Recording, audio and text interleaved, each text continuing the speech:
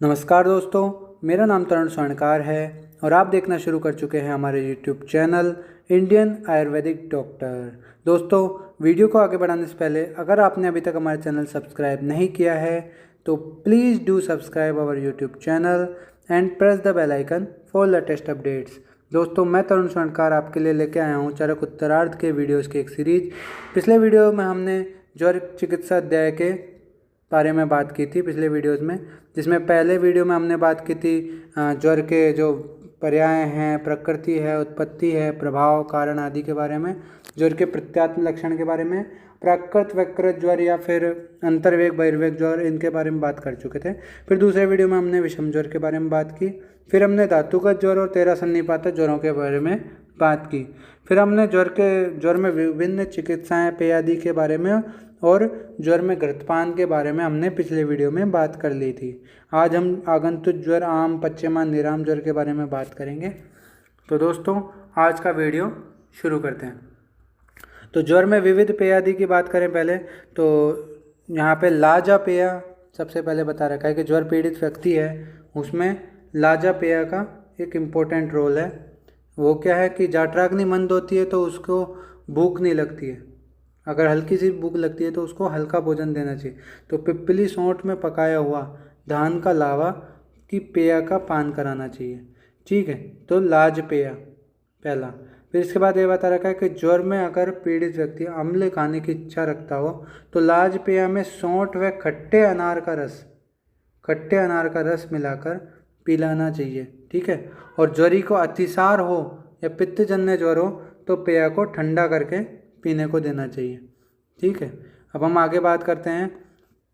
पार्श्वादि शूल में पेय बता रखे हैं यहाँ पे कि अगर पार्श्व में या फिर बस्ती में या सिर में पीड़ा हो तो गोखरू या भटकटहा यानी स्वेदंष्ट्रा, गोक्षूर और कंटकारी से के क्वाथ से सिद्ध जवागु का पान कराना चाहिए या पेय का पान कराना चाहिए। ठीक है, तो गोक्षूर और कंटकारी से सिद्ध।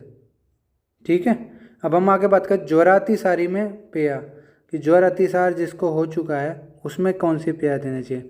तो उसमें देनी चाहिए प्रश्निपर्णी, बला, बिल्व, नागर यानी सौंठ, नीलोत्पल यानी नीलकमल और धनिया से क्वाथ से बनी हुई तथा खट्टा अनार का रस मिक्स की हुई पेय का पान कराना चाहिए।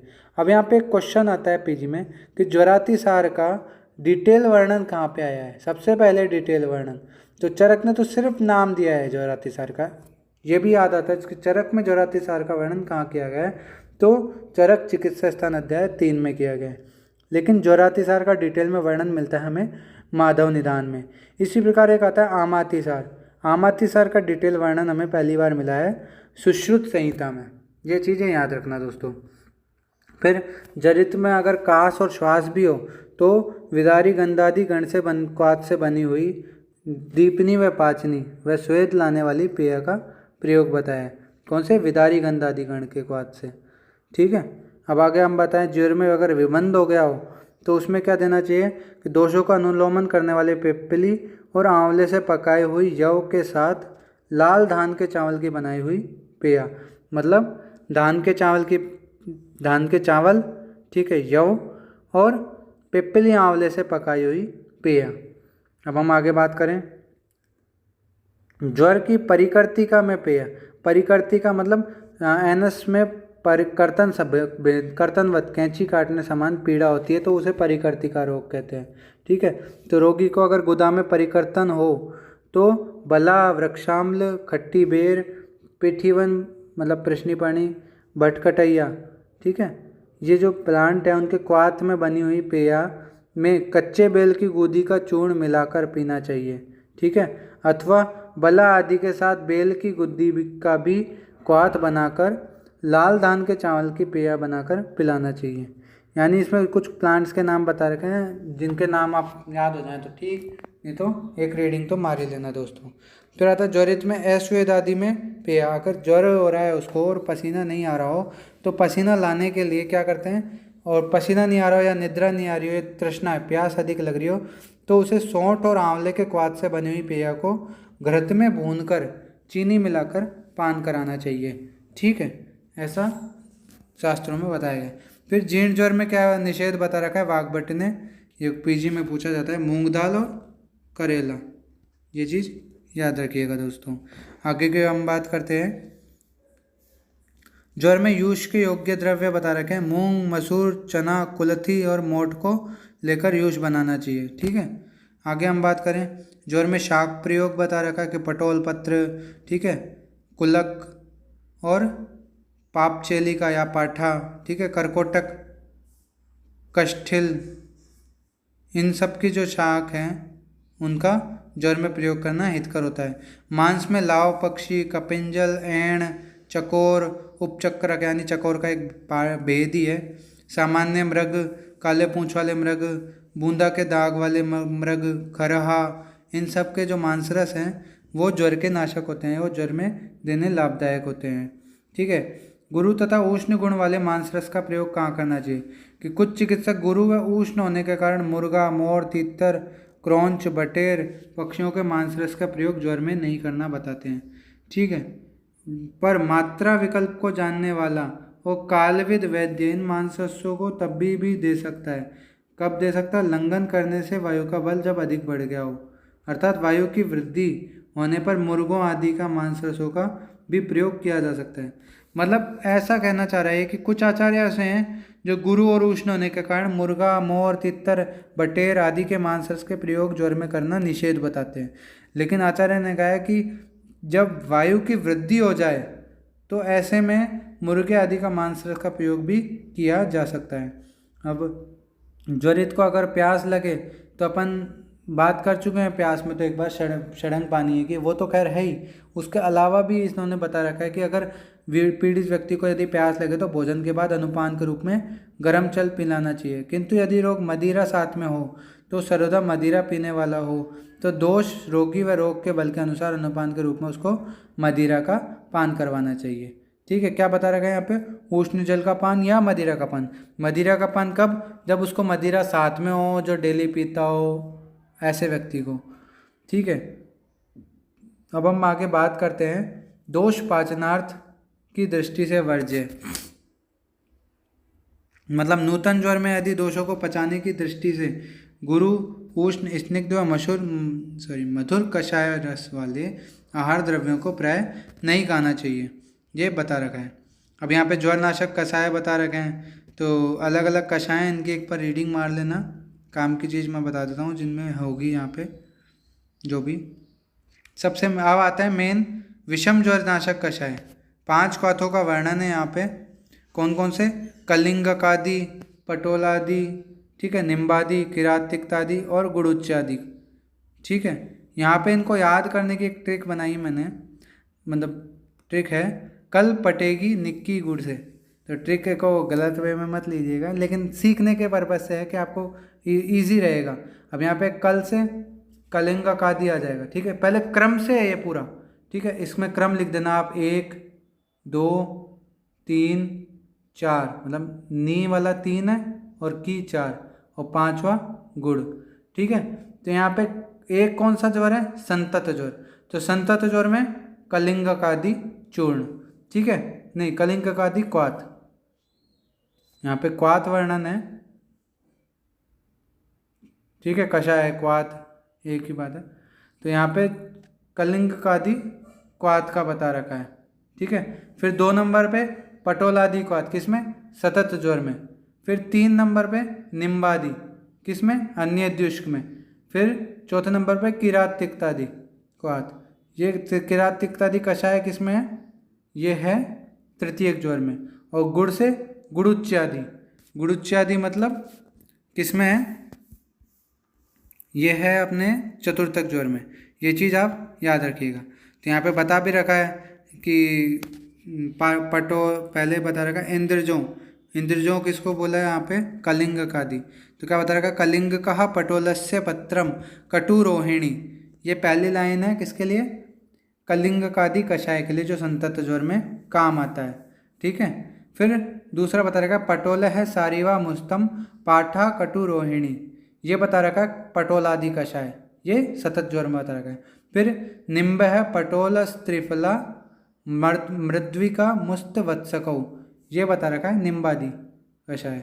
फिर आता है किरात तिक्तादि कषाय, तो इसमें किरात तिक्तम अमृता चंदनम विश्व वैशजम।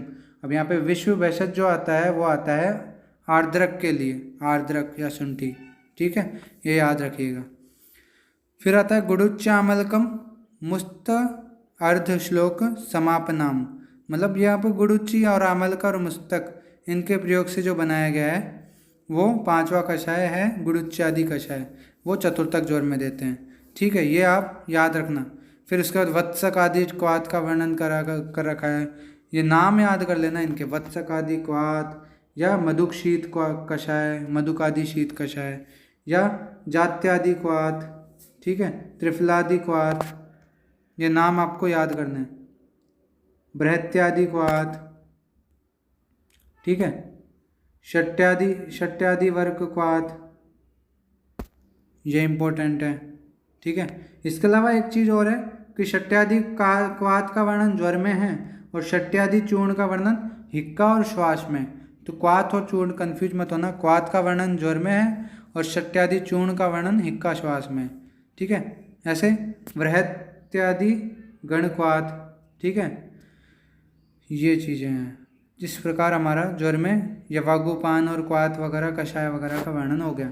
अब ज्वर में घृत प्रयोग का आधार बता रखा है कि ज्वर में कषायपान, वमन, लंघन, लघु भोजन प्रयोग से शांत हो। ठीक है, जो ज्वर और शरीर में रुक्षता हो तो उन रोगियों की चिकित्सा घृत द्वारा की जाती है। रुक्ष तेज ज्वर होने पर उत्पन्न करता है। ठीक है, रुक्ष तेज ज्वर को उत्पन्न करता है और तेज से शरीर के रुक्ष हो जाने के बाद वात का कोप होता है। वह अनुबल मतलब बाद में प्रकोपित वात धातु स्नेह वैद्य या स्नेह से नष्ट की जा सकती है, इसलिए घृतपान कराया जाता है। समझ गए आप? क्या है कि इसने बता रखा है कि कुछ कि अपन कषायपान, वमन, लंघन, ठीक है, लघु भोजन प्रयोग से ज्वर को तो शांत कर देते हैं, लेकिन उससे क्या होता है, शरीर में रुक्षता आ जाती है। इस रुक्षता के कारण क्या होता है कि वायु प्रकोपित हो जाती है। अब वायु प्रकोप को कौन शांत कर सकता है? स्नेह। ठीक है, स्नेह के लिए अपन फिर घृतपान का विधान बताया गया है। ठीक है दोस्तों, आगे हम बात करते हैं पिप्पल्यादि घृत का वर्णन है यहाँ पे। ठीक है, नाम याद रखिएगा, पिप्पल्यादि घृत। फिर आगे हम बात करें वासादि घृत, इम्पोर्टेंट है, जीर्ण ज्वर भी दूर करता है। फिर हम आगे बात करें बलादि घृत। ठीक है, आगे हम बात करें वमन द्रव्य, तो वमन द्रव्य है ज़्यादातर मदन फल का प्रयोग होता है। ठीक है, मदन फल पिप्पली, इंद्रजो या मुलेठी के साथ खाकर ज्वर शांति में वमनार्थ गर्म जल पिएं। इस प्रकार वमन कराने का निर्देश किया गया है। ठीक है, इसके अलावा विरेचन द्रव्य बता रखे हैं कुछ, जैसे मुनक्का का क्वाथ और आंवला के स्वरस दोनों को समान मात्रा में मिलाकर पीना चाहिए, इससे विरेचन होता है पहला। ठीक है, इसके अलावा आंवले के स्वरस को घृत में भून कर पीना चाहिए, इससे ज्वर नष्ट होता है और प्रयोजन विरेचन के लिए यूज किया जाता है। फिर सफ़ेद निशोध के चूर्ण को 3 माशा मात्रा में मधु व घी के साथ सेवन करना। त्रिफला के क्वाथ में मधु व घृत मिलाकर पान करना। ठीक है, अमालतास की गुद्दी को दूध के साथ या फिर मुनक्का के क्वाथ से या फिर सफ़ेद निशोध के चूर्ण को, त्रैमण के चूर्ण को गर्म दूध के साथ ज्वर पीड़ित को देना चाहिए। ये अलग अलग विरेचन योग बता रखे हैं। फिर अब पंचमूल साधित क्षीरपाक, ये भी इम्पोर्टेंट है। ये क्यों इम्पोर्टेंट है? क्योंकि काश, श्वास, शिरशूल और जीर्ण ज्वर इन सभी से मुक्ति मिलती है इसके प्रयोग से। एरंड मूल आदि क्षीरपाक के बारे में बता रखा है। फिर है जीर्ण ज्वर में जो है घृत बजाय क्षीर के ज़्यादा श्रेष्ठ है। तो अगर घृत और क्षीर में से किसी का प्रयोग करना पड़े तो पहले कोशिश करें कि घृत का ही प्रयोग करवाएं, ताकि जल्दी और अच्छा इफेक्ट हो। फिर त्रिकंटकादि क्षीरपाक। ठीक है, आगे नागरादि क्षीरपाक का वर्णन और केवल दुग्ध प्रयोग का भी यहाँ पे विधान बताया गया है। कब? चौगुने जल के साथ पकाया गया गोदुग्ध पीने से ज्वर नाशक होता है। दारोष्ण गोदुग्ध पीने से शीघ्र ही मनुष्य वात पित्त जन्य ज्वर पर विजय प्राप्ति कर लेता है। ठीक है, ये चीज़ याद रखना। फिर आ गया इम्पोर्टेंट श्लोक, ये पूछा जाता है पीजी में। तो जीर्ण ज्वराणाम सर्वेशाम पयः प्रशमनम परम पेयम तदुष्णम शीतम वा यथास्वम भेषजी श्रितम। यानी सभी प्रकार के जीर्ण ज्वरों को शांत करने में दूध उत्तम होता है। यहाँ पे दूध की श्रेष्ठता बताई है कि सभी प्रकार के जीर्ण ज्वरों को शांत करने की दूध में पावर होती है। उस दूध को दोष के अनुसार औषधियों से पकाकर गर्म या शीतल पीना चाहिए। ठीक है, अब यहाँ पे दुग्ध की श्रेष्ठता बताई है, इसका मतलब ये नहीं सिर्फ दुग्ध पान करो। यहाँ पे जैसे जो दोष बढ़ा हुआ है, जैसे वात पित्त ज्वर है तो वात पित्त बढ़े हुए हैं, तो वात पित्त शामक औषधियों से सिद्ध दूध का प्रयोग करने का बताया गया है। ज्वर में बस्ती का प्रयोग बताया गया है। फिर पटोलादि निरोह बस्ती का वर्णन बताया है। ठीक है, आगे हम बात करें आरगवादी निरोह बस्ती का वर्णन बताया है।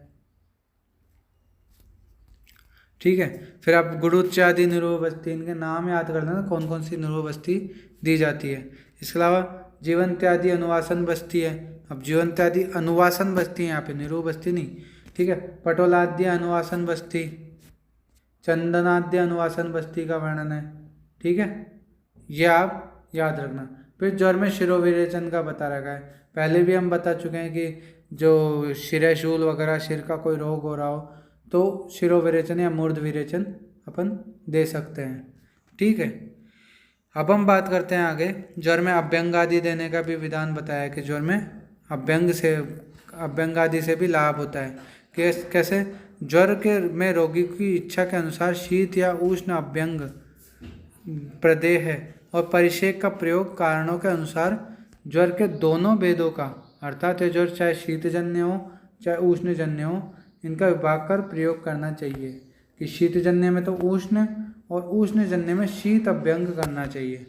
ठीक है, इसके अलावा चंदन आदि तेल, ये इंपॉर्टेंट है। शतदौत, सहस्त्रदौत घृत और चंदनादि तेल, इनका अभ्यंग करना चाहिए।